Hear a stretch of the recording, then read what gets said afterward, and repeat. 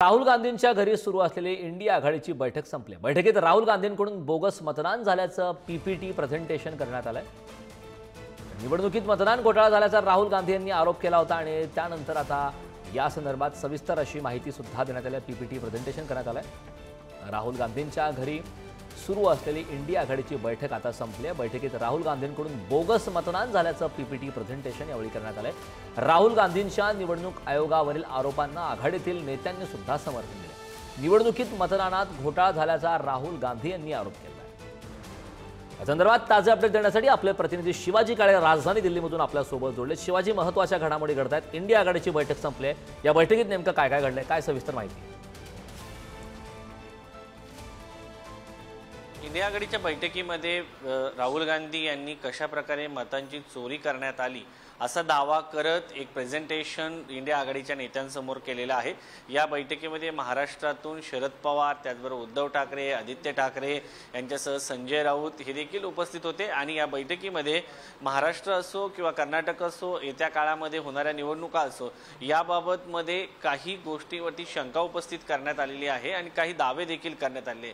यावेळी निवडणुकीमध्ये सारख्याच नावाचे लोकांचा समावेश कशा पद्धतीने करण्यात आला, त्याचबरोबर वोटर आयडी मध्ये कशा पद्धतीने एकाच नावाचे वेगवेगळ्या ठिकाणी कशा पद्धतीने समावेश करण्यात आलेला आहे, यासह आपले मुद्दे राहुल गांधी यांनी मांडले। त्यानंतर सगळ्यात महत्त्वाचं म्हणजे इंडिया आघाडीतील नेत्यांनी देखील आपलं म्हणणं जे आहे या ठिकाणी मांडल्याचं समजतंय आणि आजची झालेल्या बैठकीमध्ये सगळ्यांनी या संदर्भामध्ये एक चर्चा केलेली आहे। चर्चेनंतर या संदर्भामध्ये काही पुढील निवडणूक आयोगाच्या संदर्भातली रणनीती जी आहे ती ठरवली जाणार आहे का, हा एक मुद्दा आहे। आजची एनडीएची बैठक झाली होती। उपराष्ट्रपती पदाच्या नावाच्या संदर्भामध्ये सर्व एनडीएच्या घटक पक्षांनी भाजप अध्यक्ष जे.पी. नड्डा, त्याचबरोबर पंतप्रधान नरेंद्र मोदी यांना उपराष्ट्रपती पदाचे नाव निवडण्याची घेण्याचे अधिकार पूर्ण देण्यात आले होते।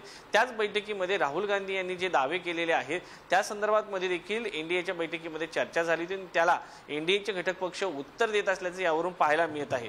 थोडक्यात राहुल गांधी यांच्या या आजच्या प्रेझेंटेशनचा जो परिणाम आहे इतर सर्व राजकीय पक्षांवरती चर्चेचा केंद्रबिंदू राहिलेला आहे हे यावरून स्पष्ट होतं। मात्र या सगळ्या याच्यामध्ये सत्ताधारी पक्ष म्हणून भाजपची जबाबदारी नाही, तर ही निवडणूक आयोगाची जबाबदारी आहे असं देखील भाजपच्या शिवाजी, मुद्दा लक्षात आला। खूप खूप धन्यवाद या महत्त्वपूर्ण अशा माहितीसाठी।